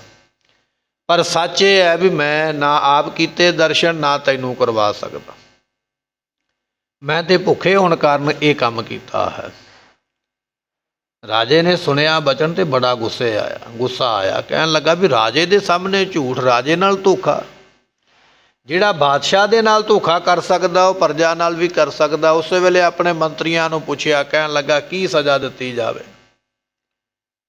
ਇੱਕ ਮੰਤਰੀ ਉੱਠ ਕੇ ਬੋਲਿਆ, ਕਹਿਣ ਲੱਗਾ ਵੀ ਇਸ ਨੂੰ ਨਾ ਕਲਮ ਕੀਤਾ ਜਾਏ, ਇਹਦੀ ਧੌਣ ਵੱਢ ਦਿੱਤੀ ਜਾਏ, ਇਹਨੂੰ ਵੱਢ ਕੇ ਕੱਟ ਕੇ ਤੇ ਮਾਰਿਆ ਜਾਵੇ, ਇਹਨੇ ਬਾਦਸ਼ਾਹ ਦੇ ਨਾਲ ਧੋਖਾ ਕੀਤਾ। ਇੱਕ ਉੱਥੇ ਨਾ ਬੜਾ ਰੱਬੀ ਨੂਰਾਨੀ ਚਿਹਰੇ ਵਾਲਾ ਵਿਅਕਤੀ ਬੈਠਾ, ਤੇ ਉਹ ਵੀ ਉੱਠ ਕੇ ਕਹਿਣ ਲੱਗਾ, ਕਹਿੰਦਾ ਹਾਂ ਬਿਲਕੁਲ ਇਸ ਮੰਤਰੀ ਨੇ ਠੀਕ ਕਿਹਾ, ਇਹ ਵਜ਼ੀਰ ਨੇ ਠੀਕ ਕਿਹਾ, ਇਹਨੇ ਝੂਠ ਬੋਲਿਆ ਰਾਜੇ ਦੇ ਅੱਗੇ, ਇਸੇ ਤਰ੍ਹਾਂ ਹੀ ਇਸ ਦਾ ਕਤਲ ਕੀਤਾ ਜਾਵੇ, ਮਾਰਿਆ ਜਾਵੇ। ਰਾਜੇ ਨੇ ਸੋਚਿਆ ਵੀ 2 ਬੰਦਿਆਂ ਨੇ ਹਾਮੀ ਭਰ ਦਿੱਤੀ ਹੈ, ਚਲੋ ਫਿਰ ਵੀ ਸਭਾ ਕੋਲੋਂ ਪੁੱਛਣਾ ਚਾਹੀਦਾ। ਦੂਜੀ ਵਾਰੀ ਫਿਰ ਪੁੱਛਿਆ ਆਪਣੀ ਸਭਾ ਨੂੰ, ਕਹਿਣ ਲੱਗਾ ਵੀ ਹੁਣ ਦੱਸੋ ਇਹਨੂੰ ਕੀ ਸਜ਼ਾ ਦਿੱਤੀ ਜਾਵੇ। ਤੇ ਤੀਜਾ ਮੰਤਰੀ ਉੱਠਿਆ, ਕਹਿਣ ਲੱਗਾ ਵੀ ਇਹਨੂੰ ਕੁੱਤਿਆਂ ਦੇ ਅੱਗੇ ਸੁੱਟਿਆ ਜਾਵੇ। ਸਿਰ ਕਲਮ ਕਰਾਂਗੇ ਤੇ 2-4 ਮਿੰਟ ਵੀ ਨਹੀਂ ਲੱਗਣੇ, ਕੁੱਤੇ ਇਹਨੂੰ ਪਾੜਨਗੇ, ਹੌਲੀ ਹੌਲੀ ਖਾਣਗੇ, ਇਹਨੂੰ ਦਰਦ ਹੋਵੇਗਾ, ਇਹਨੂੰ ਮੌਤ ਵੀ ਤੇ ਦਰਦਨਾਕ ਦੇਣੀ ਚਾਹੀਦੀ ਹੈ ਨਾ। ਕੁੱਤਿਆਂ ਅੱਗੇ ਸੁੱਟੋ, ਕੁੱਤੇ ਖਾਣਗੇ, ਇਹਨੂੰ ਪਤਾ ਲੱਗੇਗਾ ਵੀ ਰਾਜੇ ਨੂੰ ਕਿਵੇਂ ਝੂਠ ਬੋਲੀਦਾ। ਜਦੋਂ ਦੂਜੇ ਮੰਤਰੀ ਨੇ ਸਲਾਹ ਦਿੱਤੀ ਤੇ ਉਹ ਜਿਹੜਾ ਰੱਬੀ ਨੂਰ ਵਾਲਾ ਵਿਅਕਤੀ ਬੈਠਾ ਸੀ ਨਾ, ਉਹ ਫਿਰ ਉੱਠ ਪਿਆ, ਕਹਿਣ ਲੱਗਾ ਹਾਂ ਹਾਂ ਇਸ ਮੰਤਰੀ ਨੇ ਬਿਲਕੁਲ ਠੀਕ ਕਿਹਾ, ਇਹਨੂੰ ਕੁੱਤਿਆਂ ਅੱਗੇ ਸੁੱਟਣਾ ਚਾਹੀਦਾ। ਰਾਜਾ ਬੜਾ ਹੈਰਾਨ ਹੈ, ਜੇ ਪਹਿਲੇ ਨੇ ਆਖਿਆ ਵੀ ਸਿਰ ਕਲਮ ਕਰ ਦਿਓ ਉਦੋਂ ਵੀ ਇਹ ਕਹਿੰਦਾ ਵੀ ਹਾਂ ਇਹਨੇ ਠੀਕ ਕਿਹਾ, ਇਹ ਦੂਜੇ ਨੇ ਆਖਿਆ ਕੁੱਤੇ ਅੱਗੇ ਸੱਟ ਦਿਓ ਤਾਂ ਵੀ ਇਹ ਕਹਿੰਦਾ ਵੀ ਹਾਂ ਇਹਨੇ ਠੀਕ ਕਿਹਾ। ਰਾਜੇ ਨੇ ਆਪਣੇ ਵਿਸ਼ੇਸ਼ ਗੁਲਾਮ ਨੂੰ ਪੁੱਛਿਆ, ਕਹਿਣ ਲੱਗਾ ਵੀ ਤੂੰ ਦੱਸ ਵੀ ਕੀ ਕਰਨਾ ਚਾਹੀਦਾ। ਤੇ ਉਹਨੇ ਵਿਸ਼ੇਸ਼ ਗੁਲਾਮ ਨੇ ਆਖਿਆ, ਕਹਿਣ ਲੱਗਾ ਬਾਦਸ਼ਾਹ ਇਹਨੂੰ ਛੱਡ ਦੇਣਾ ਚਾਹੀਦਾ, ਇਹਨੇ ਭੁੱਖੇ ਹੋਣ ਕਰਕੇ ਝੂਠ ਬੋਲਿਆ, ਵੈਸੇ ਵੀ ਤੇ ਇਹਦੀ ਭੁੱਖ ਨਾਲ ਜਾਨ ਨਿਕਲਣੀ ਸੀ, ਮਰ ਤੇ ਇਹਨੇ ਫਿਰ ਵੀ ਜਾਣਾ ਸੀ, ਝੂਠ ਬੋਲ ਕੇ ਸਾਲ ਜ਼ਿੰਦਗੀ ਮਿਲ ਗਈ ਹੈ ਤੇ ਮਾਰਨਾ ਤੇ ਤੂੰ ਹੈ ਹੀ ਹੈ, ਮਾਰਨਾ ਤੇ ਭਾਵੇਂ ਮਾਰ ਦੇ, ਪਰ ਜੇ ਤੂੰ ਛੱਡ ਦੇਵੇਂ ਨਾ ਤੇ ਤੇਰੀ ਇਲਾਕੇ ਵਿੱਚ ਸ਼ੋਭਾ ਹੋਵੇਗੀ, ਵਡਿਆਈ ਹੋਵੇਗੀ ਵੀ ਮਰਦੇ ਵਿਅਕਤੀ ਨੂੰ ਤੇ ਉਹਦੇ ਪਰਿਵਾਰ ਨੂੰ ਬਾਦਸ਼ਾਹ ਨੇ ਜਿਉਂਦਾ ਰੱਖਿਆ ਹੈ, ਤੇ ਰੱਬ ਵੀ ਤੇਰੇ ਤੇ ਖੁਸ਼ ਹੋਵੇਗਾ ਵੀ ਤੂੰ ਐਸਾ ਉਪਰਾਲਾ ਕਰਕੇ ਤੇ ਇਸ ਨੂੰ ਜਿਉਂਦਾ ਰੱਖਿਆ। ਇਹਨੂੰ ਮਾਰਨਾ ਨਹੀਂ ਚਾਹੀਦਾ, ਇਹਦੀ ਰੋਜੀ ਰੋਟੀ ਦਾ ਪ੍ਰਬੰਧ ਕਰ, ਕੋਈ ਨੌਕਰੀ ਦੇ ਦੇ ਨਿੱਕੀ ਮੋਟੀ, ਆਪਣੇ ਪਰਿਵਾਰ ਦਾ ਗੁਜ਼ਾਰਾ ਕਰੇ। ਭੁੱਖ ਵਾਸਤੇ ਤੇ ਵਿਅਕਤੀ ਕੁਝ ਵੀ ਕਰ ਸਕਦਾ, ਜੈਸੀ ਭੂਖੇ ਪ੍ਰੀਤ ਅਨਾਜ। ਹੁਣ ਉਸ ਗਰੀਬ ਨੂੰ ਪਤਾ ਹੈ ਵੀ ਰਾਜੇ ਨੂੰ ਜਿੱਦਣ ਸੱਚ ਪਤਾ ਲੱਗ ਗਿਆ ਮੈਨੂੰ ਮਾਰ ਦੇਵੇਗਾ, ਛੱਡੇਗਾ ਨਹੀਂ, ਪਰ ਭੁੱਖੇ ਬੰਦੇ ਨੂੰ ਅਨਾਜ ਦੀ ਪ੍ਰੀਤੀ ਸਭ ਤੋਂ ਵੱਧ ਹੈ, ਮੌਤ ਵੀ ਉਹਦੇ ਵਾਸਤੇ ਕੋਈ ਵੱਡਾ ਡਰ ਨਹੀਂ ਹੈ, ਮਰਨਾ ਤੇ ਅੱਜ ਵੀ ਹੈ ਤੇ ਕੱਲ੍ਹ ਵੀ ਹੈ, ਪਰ ਜੇ ਮੈਂ ਖਾ ਪੀ ਕੇ ਕੁਝ ਸਮਾਂ ਹੋਰ ਆਪਣੀ ਜ਼ਿੰਦਗੀ ਜਿਉਂ ਲਵਾਂ। ਜਦੋਂ ਵਿਸ਼ੇਸ਼ ਗੁਲਾਮ ਨੇ ਇਹ ਸਲਾਹ ਦਿੱਤੀ ਨਾ ਵੀ ਇਸ ਨੂੰ ਛੱਡ ਦਿੱਤਾ ਜਾਵੇ, ਇਹ ਤੇਰੀ ਸਲੌਤ ਕਰੇਗਾ, ਦੁਨੀਆ ਤੇਰੀ ਵਡਿਆਈ ਕਰੇਗੀ, ਇਹ ਭਲੇ ਦਾ ਕਰਮ ਹੈ, ਤੇ ਉਹ ਜਿਹੜਾ ਰੱਬੀ ਨੂਰ ਵਾਲਾ ਵਿਅਕਤੀ ਬੈਠਾ ਸੀ ਨਾ, ਉਹ ਕਹਿਣ ਲੱਗਾ ਹਾਂ ਹਾਂ ਬਿਲਕੁਲ ਇਹ ਬੰਦਾ ਠੀਕ ਕਹਿ ਰਿਹਾ, ਇਹਨੂੰ ਛੱਡ ਦੇਣਾ ਚਾਹੀਦਾ। ਰਾਜੇ ਨੇ ਜਦੋਂ ਤੀਜੀ ਵਾਰੀ ਉਹਦੀ ਹਾਮੀ ਭਰੀ ਨਾ ਤਾਂ ਉਹਨੂੰ ਖੜਾ ਕਰ ਲਿਆ, ਕਹਿਣ ਲੱਗਾ ਪਹਿਲਾਂ ਤੂੰ ਖੜਾ ਹੋ। ਪਹਿਲਾ ਵਿਅਕਤੀ ਆਂਦਾ ਵੀ ਸਿਰ ਕਲਮ ਕਰਨਾ ਚਾਹੀਦਾ, ਤੂੰ ਆਖਿਆ ਠੀਕ ਕਹਿੰਦਾ। ਦੂਜਾ ਆਂਦਾ ਵੀ ਕੁੱਤਿਆਂ ਅੱਗੇ ਸੱਟ ਦਿਓ, ਤੂੰ ਆਖਿਆ ਵੀ ਠੀਕ ਕਹਿੰਦਾ। ਤੀਜਾ ਆਂਦਾ ਵੀ ਇਹਨੂੰ ਛੱਡ ਦਿਓ, ਮਾਰੋ ਨਾ, ਤੇ ਤੂੰ ਫਿਰ ਆਖਿਆ ਵੀ ਇਹ ਠੀਕ ਕਹਿੰਦਾ ਹੈ। ਤੂੰ ਸਾਰਿਆਂ ਨੂੰ ਠੀਕ ਕਹੀ ਜਾ ਰਿਹਾ, ਅਸਲ ਵਿੱਚ ਕਾਰਨ ਕੀ ਹੈ ਉਹ ਦੱਸ। ਤੇ ਫਿਰ ਉਸ ਰੱਬੀ ਨੂਰ ਵਾਲੇ ਚਿਹਰੇ ਦੇ ਵਿਅਕਤੀ ਨੇ ਦੱਸਿਆ, ਕਹਿਣ ਲੱਗਾ ਬਾਦਸ਼ਾਹ ਇਹਨਾਂ ਵਜ਼ੀਰਾਂ ਦੀ ਗਲਤੀ ਕੋਈ ਨਹੀਂ, ਇਹਨਾਂ ਦਾ ਖਾਨਦਾਨ ਹੀ ਇੱਦਾਂ ਦਾ, ਜਿਵੇਂ ਦੇ ਖਾਨਦਾਨ ਵਿੱਚ ਪੈਦਾ ਹੋਏ ਤੇ ਸਲਾਹਾਂ ਵੀ ਤੇ ਉਹੋ ਜਿਹੀਆਂ ਹੀ ਦੇਣਗੇ ਨਾ। ਜਿਹੜੇ ਬੰਦੇ ਨੇ ਤੈਨੂੰ ਪਹਿਲਾਂ ਕਿਹਾ ਨਾ ਵੀ ਇਹਦਾ ਸਿਰ ਕਲਮ ਕਰ ਦੇ, ਇਹਦਾ ਵੇਖ ਵੀ ਦਾਦਾ ਕੀ ਕਰਦਾ, ਪੜਦਾਦਾ ਕੀ ਕਰਦਾ, ਬਾਪ ਕੀ ਕਰਦਾ ਸੀ। ਇਹ ਬਾਜ਼ਾਰ ਦੇ ਵਿੱਚ ਮਾਸ ਟੁੱਕ ਕੇ ਵੱਢ ਕੇ ਜੀਵਾਂ ਨੂੰ ਕਤਲ ਕਰਕੇ ਤੇ ਮਾਸ ਵੇਚਣ ਦਾ ਇਹਨਾਂ ਦਾ ਕੰਮ ਸੀ। ਇਹ ਕਸਾਈ ਨੇ, ਤੇ ਕਸਾਈਆਂ ਦੇ ਬੱਚੇ ਨੂੰ ਤੂੰ ਬਿਨਾਂ ਪਰਖ ਤੋਂ, ਉਹਦਾ ਬਿਨਾਂ ਗੁਣ ਵੇਖਿਆ, ਕੇਵਲ ਚਾਪਲੂਸੀ ਵੇਖ ਕੇ ਤੂੰ ਆਪਣਾ ਵਜ਼ੀਰ ਬਣਾ ਦਿੱਤਾ। ਜਿਸ ਬਾਦਸ਼ਾਹ ਦੇ ਵਜ਼ੀਰ ਕਸਾਈ ਹੋਣਗੇ ਨਾ, ਉਸ ਬਾਦਸ਼ਾਹ ਦੇ ਦਰਬਾਰ ਵਿੱਚੋਂ ਫਿਰ ਭਲੇ ਦੀ ਤੇ ਕੋਈ ਗੁੰਜਾਇਸ਼ ਕੀਤੀ ਨਹੀਂ ਜਾ ਸਕਦੀ। ਪੁੱਛ ਆਪਣੇ ਇਸ ਮੰਤਰੀ ਨੂੰ ਜਿਹਨੇ ਆਖਿਆ ਵੀ ਸਿਰ ਕਲਮ ਕਰੋ, ਇਹਦੇ ਵੱਡੇ ਵਡੇਰੇ ਕੀ ਕਰਦੇ ਸਨ। ਉਹਨੇ ਦੱਸਿਆ, ਕਹਿਣ ਲੱਗਾ ਜੀ ਮੇਰੇ ਬਾਪ ਦਾਦੇ ਸਾਰੇ ਕਸਾਈ ਸਨ, ਤੇ ਉਹ ਵਾਕਈ ਜੀਵਾਂ ਨੂੰ ਮਾਰ ਕੇ ਤੇ ਵੇਚਦੇ ਸਨ। ਤੇ ਉਹ ਵਿਅਕਤੀ ਕਹਿਣ ਲੱਗਾ ਜਿਸ ਤਰ੍ਹਾਂ ਦਾ ਬੰਦੇ ਦਾ ਖਾਨਦਾਨ ਹੋਵੇ ਨਾ, ਉਸ ਤਰ੍ਹਾਂ ਦੇ ਲੱਛਣ ਉਹਦੇ ਵਿੱਚ ਹੁੰਦੇ ਨੇ। ਇਹਦੇ ਵੱਡੇ ਵਡੇਰੇ ਸਾਰੇ ਇਸ ਤਰ੍ਹਾਂ ਦੇ ਸਨ, ਕਤਲ ਕਰਨ ਵਾਲੇ, ਤੇ ਇਹਨੇ ਵੀ ਉਹੀ ਆਖਿਆ ਵੀ ਕਤਲ ਕਰ ਦਿਓ। ਇਹਨੂੰ ਰਹਿਮ ਨਹੀਂ ਮਨ ਵਿੱਚ ਆਇਆ ਵੀ ਭੁੱਖੇ ਨੇ ਰੋਟੀ ਵਾਸਤੇ ਜੇ ਕੁਝ ਕਹਿ ਦਿੱਤਾ ਤੇ ਕੋਈ ਗੱਲ ਨਹੀਂ।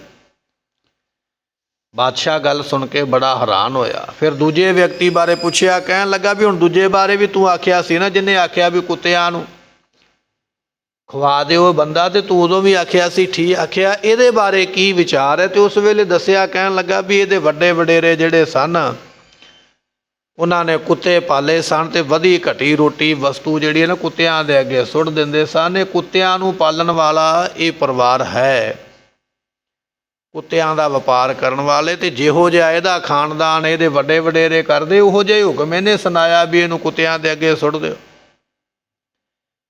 ਇਹੋ ਜਿਹੇ ਪਰਿਵਾਰਾਂ ਦੇ ਮੰਤਰੀ ਬਣਾ ਲਵੇਂਗਾ ਤੇ ਫਿਰ ਤੇਰਾ ਰਾਜ ਤੇ ਫਿਰ ਇਸੇ ਤਰ੍ਹਾਂ ਹੀ ਚੱਲੇਗਾ।